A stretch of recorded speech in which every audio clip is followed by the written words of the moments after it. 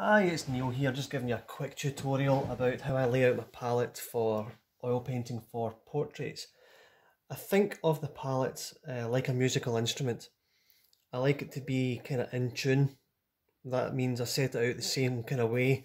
That way I know where to find everything. Like a musician plays good music when that instrument is well tuned. If it was out of tune, the music wouldn't just sound so good. That's an analogy I like to think about. So just to run through what I'm going to do for portraits. You have a limited palette range and you can get a lot of flesh tones just from using titanium white, light red, that forms your base flesh tone. You then add some extra tints to get different colours of flesh with your yellow ochre pale, cadmium red, raw umber, that forms the shadows, and black with the white. You can make some greys with that to add to the tints. I'll show you how to do that in just a second. So we'll start off getting a bit of each colour out. The reason I use the Griffin range is because that's got the alkyd in it already, which means it's got liquid added into it already, which means it's fast drying. 9 times out of 10, if I do a painting in the afternoon, the next morning it'll be touch dry, ready to take the next stage. So I'll start off with titanium white. The Winsor & Newton make this colour light red. This is a bully of a colour. This really has a strong tint. It overrides everything else. You don't need much of this.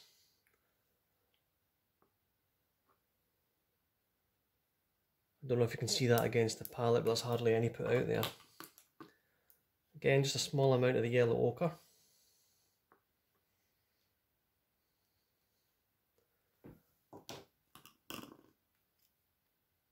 Cadmium red.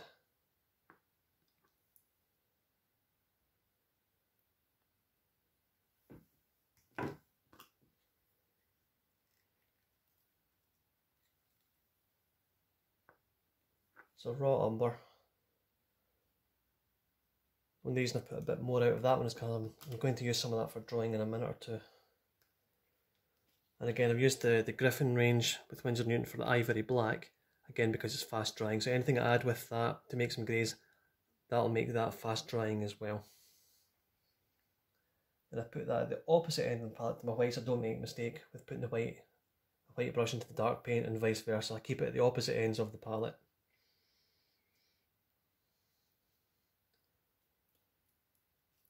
So, first thing I'm going to do is I'm going to mix up a range of flesh colours that I'm likely to need when I'm making a portrait. Start off with the whites. Take an amount of white. Take a wee scoop of each for the different tones that I'm going to need. Now I don't know if you can actually see how little the amount I'm going to put. Just a tiny wee amount like that.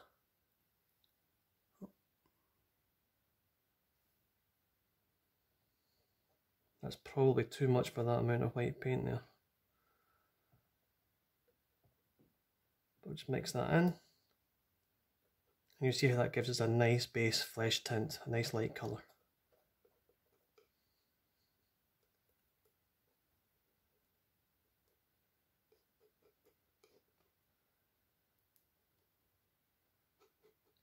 Purposefully not doing it to that one.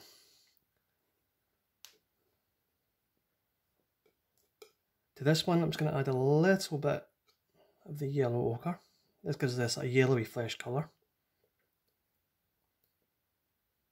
Quite useful for round about the juggles. Put a wee bit of that into this pile here. And a little touch of cadmium red.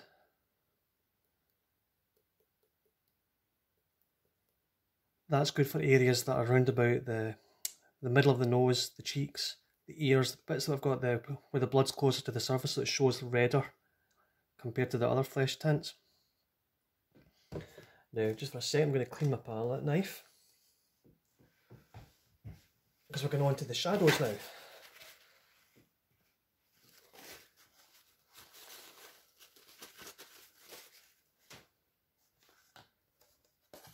So with a mixture of the white there, I take some of that raw umber And I want it to be about a 50-50 split.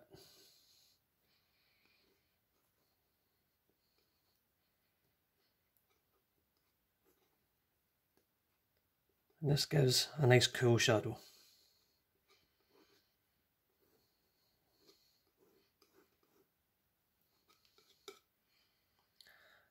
Then we'll take some raw umber again, just on its own. I'm going to add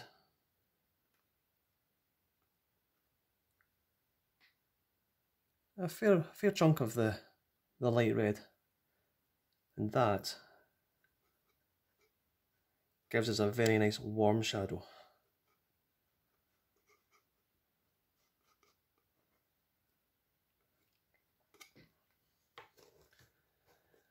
I don't know if you can pick this up. There's a bit of a glare off the light there. But if you can notice, there's a bit of a grey. If you were to put that into a grayscale, that should go from light, slightly darker, darker, darker. So you've got a kind of grayscale there. Now to match that, I'll make up a range of greys.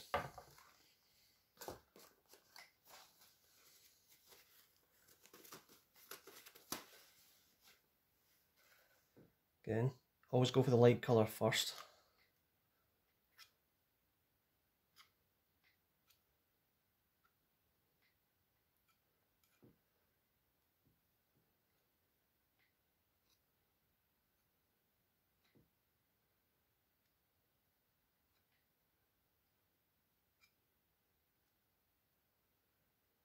Now the idea is I'm going to have a grading range of greys that should correspond with the flesh tint colours that I've got there.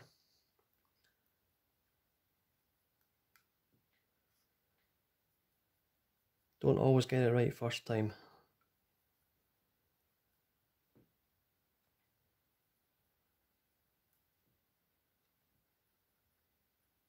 So that should be corresponding to that. That one should be corresponding to that.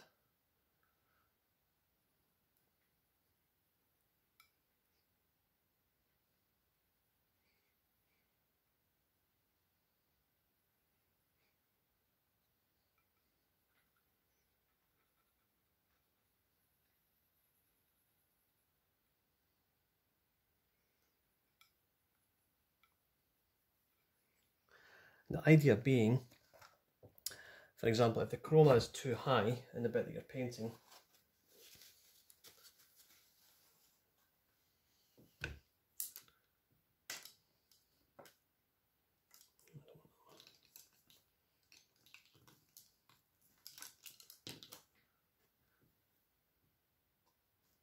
go for the light value first of all. For example, if I was painting that, but I decided that was maybe too bright, I would take the corresponding grey and that would just tone it down, desaturate it. Again, if I want to warm it up or make it bolder, just get more of that original colour back into it. And you can just mix and adjust the tones and colours that you're seeing in your subject to suit. But that's how I lay out my palette. Those, obviously not everybody's flesh tones are made from those, but you can warm it up with the original tints, cool it down with your greys to desaturate, and from that base range of colours you can create any skin tone. Caucasian whites, obviously add more yellow for Asians, for the coloured people, that colour there is actually a good base tone for the flesh, and then use that as a tone for the highlights. But just work with your raw umbers, your yellow ochres, whites, and obviously you can add more highlights to add the white into it as you go along, working from dark to light. Hope you find that helpful. Thank you.